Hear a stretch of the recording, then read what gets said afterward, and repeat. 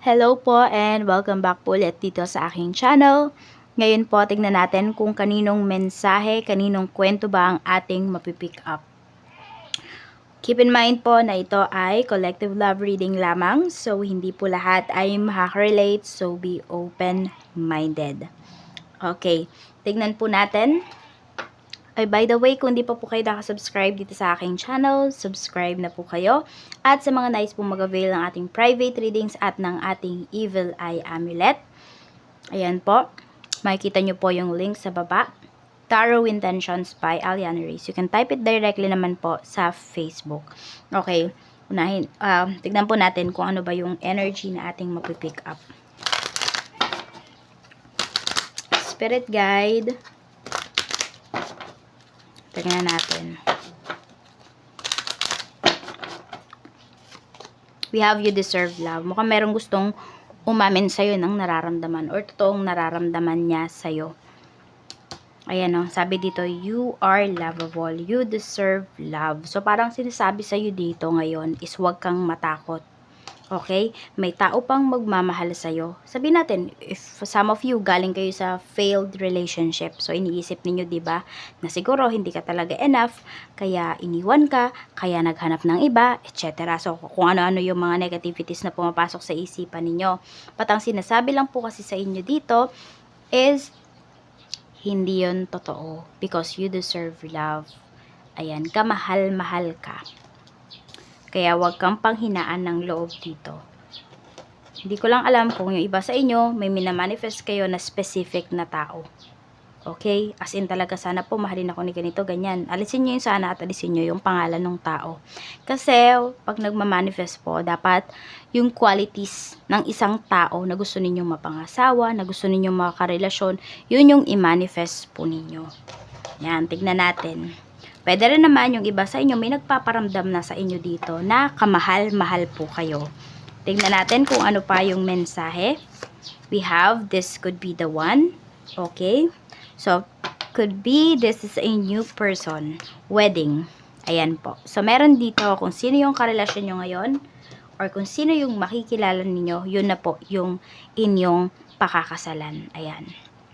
Yan na yung magiging totoo sa inyo or totoo po sa inyo. Tingnan natin. Okay, saan mo ba makikilala yung taong to or possible saan mo ba nakilala yung taong to? Sa coffee shop yung nakikita ko dito. Meron naman dito, may nalaglag na gamit tapos sabay kayong nagpulot. Ha, parang movie lang, no? Basta ganun, parang tinulungan ka niya. Or tutulungan ka ng taong to. Tingnan natin kung ano pa po yung mensahe. More on sa public transportation yung nakikita ko dito. It's either sa train, sa bus, ganyan po. Tingnan natin kung ano pa yung mensahe. Spirit guide, okay.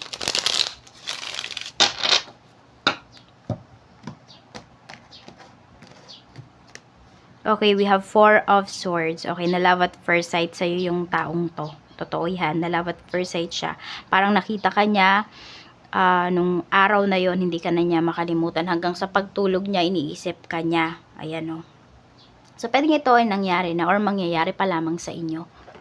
Ayan po. So, tignan nyo na lang kung saan kayo makaka-resonate. Okay? So, tignan natin. Spirit guide, tignan natin. Okay? Present energy tayo. Sige, kuha tayo dito. We have 5 of coins. Okay, so yung taong to, nandun sa point na parang nawawalan na siya ng pag-asa kung makikita ka pa ba niya. Alam mo, na-feel ko dito pag once na magkita kayo ng taong to ulit, di ka na niyan pakakawalan. Kaya yun yung una ko na pick up, diba? Feeling ko talaga may aamin ng feeling sa'yo. So, gagawa na yan ng move. Ayan o, parang pinipray niya talaga, pinagdadasal niya, minamanifest niya na sana makita ka pa niya. So, some of you, yung iba sa inyo, pwedeng, sino kaya yun? Napapakamot kayo sa ulo, napapakunot yung noon ninyo, sino kaya yun? Wala naman akong ganyan. So, kasi, syempre, pwedeng siya yung na-love at first sight sa'yo, pero ikaw hindi. Pwedeng hindi mo nga siya napansin eh. Kahit na kung tinulungan ka man niya, ganun. Parang wala ba siyang dating sa'yo? Ganyan. So, we have 9 of coins. Mukhang magkikita ulit talaga kayo ng taong to. Minamanifest niya talaga. Yun yung nakikita ko dito. For now kasi, ayan o, nahihirapan siya. na ano ba siya, parang sabi ko nga, hopeless yung taong ito. Ang dami niyang worries. Okay? Kasi pwedeng nakilala ka nung taong to or nakita ka nung taong to, pwedeng may kasama ka, ganyan. So, iniisip niya, karelasyon kaya niya yun, etc. Ganon. So, di siya talaga makatulog. Yun.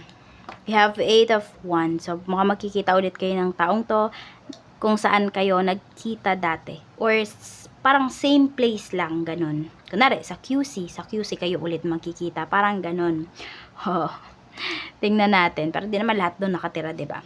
So, sabihin na lang natin ganun. Basta same place. Doon lang din. Pwedeng different establishment, pero same place po. Yun yung pinapakita. So, tingnan natin ano ba yung nafe-feel sa'yo ng taong to at paano ba siya aamin sa'yo. Tingnan natin. Okay, meron ako nakikita dito, magaling na stalker yung taong to. Mukhang isa-search ka niya sa ano ba, sa mga social media accounts. Tingnan natin. Okay, 3 of Swords. Okay, nasasaktan nga yung taong to. Alam mo yung parang sinasaktan niya yung sarili niya. Hindi pa naman niya alam kung in a relationship ka ba or single ka ba. Kasi nga pwedeng may nakita siya or baka nga nung nakita kayo nung taong to is talagang meron ka namang karelasyon. Okay, tignan natin. Or, pwedeng yung nagkakagusto na to sa'yo. Diyos ko, ayan na, na-pick up ko na.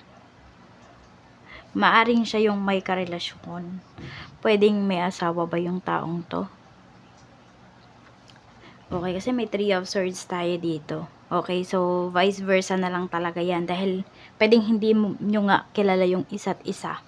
Okay, so, pwedeng isa sa inyo is committed. Tingnan natin, we have the High Priestess. Minamanifest ka talaga nito. Mukhang nagpapakita to sa panaginip mo, but hindi mo talaga siya ma-recognize kasi nga, pwedeng nakita kayo, siya lang naman talaga yung nabighani sa'yo. We have 7 of Cups. Okay, mukhang hinahanap ka na nga nung taong to. Tinatry niya lahat ng ways na alam niya para mahanap ka niya. Mukhang could be pag napanood mo to 7 days from now or could be 1 week from now, may mag-a-add sa'yo yung tao na yun. Ayan, tignan nyo na lang 7 days tama, from now, 1 week from now, may mag-a-add sa inyo, sa inyong mga social media accounts, may mag-chat sa inyo, yun po yung tao na yun. Tignan natin. Okay, tignan natin. Pure ba yung intention sa'yo nung taong aamin na ito? We have Queen of Cups. We have the Empress. And we have Queen of Coins. Mukhang ito kanya talaga nakikita. We have the Emperor. Meron siyang yung tao na to medyo may pagka mahilig. Ayan. Diba? Ang dami-daming ang dami-daming tao dito. Siya yung tipo ng tao na magaling magpo-fall at madali ding ma-fall. So, medyo mag-iingat ka sa taong to. Siguro yung iba sa inyo, kilala nyo talaga to kasi ito yung asawa ninyo. For some of you, baka ganun yung story ng iba sa inyo na na-pick up natin. So, tignan nyo na lang din yung timeline, no? Kayo na lang yung maglagay sa sarili ninyo. Kasi pwedeng present or past energy yung ating napipick up. So, yan, no? Ayan. Pero, sa last na makikilala niya, pwedeng doon po siya mag-settle talaga. Yun naman yung nakikita ko dito. Puro mababait yung natatapat sa taong to. Pero, pwedeng siya yung walang kakontentuhan. So, kung kayo talaga para sa isa't isa nung taong to, sa'yo siya titino. Ganon. Kahit ano pa yung gender niya po, it doesn't matter. So, tingnan natin kung ano pa yung mensahe para sa'yo. Okay, ano pa yung mensahe para sa'yo? Okay, Spirit Guide. May patutunguhan ba ito? We have Temperance. Mukhang mahihil nyo talaga yung isa't isa this lifetime. Malaki yung magiging epekto, magiging contribution ng taong to sa life mo. Marami kang matututunan sa kanya, madami kang mahihil na traumas mo, or the other way around, or parehas kayo, magbe-benefit dito sa relationship na ito. Okay, Spirit Guide. Tingnan natin, kung magiging kayo, ano yung mararamdaman niya sa'yo. We have 6 of Wands. Mukhang pakakasalan ka talaga ng taong to. seryoso naman talaga siya sa'yo. Ayan, mukhang wala na nga talaga siyang makikitang iba. Hindi na siya titingin sa iba. Kung ngayon tumitingin pa yan sa iba, nagkaka-interest pa siya sa iba, nakikipag-usap pa siya sa ibang tao. Pag naging kayo na, secure ka na dyan, ipaglalaban ka niya talaga. Mukhang ipaglalaban niya talaga tong relationship na ito. At ikaw na yung magiging priority niya.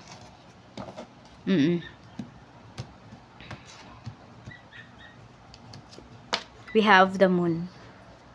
Hindi ka makakaramdam ng confusion towards this person pag nakilala mo na siya, pag yan ay lumapit sa'yo.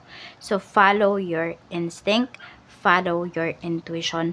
Kapag, ayan po, may nag-message sa inyo 7 days from now. Ang sign ng taong to ay pwede pong, ano ba yung marami dito? We have fire signs, Aries, Leo, Sagittarius. Meron din tayo ditong earth signs, Taurus, Virgo, Capricorn. Meron tayo ditong air signs, Gemini, Libra, Aquarius. So, ayan po yung mga signs ng tao. Meron din tayong Cancer. We have Libra. Yan po yung mga pinakamalakas na energy. So, ayan lang po. Maraming salamat po. At mag-iingat po kayo always. More blessings to come para sa'yo ngayong 2024. Bye-bye!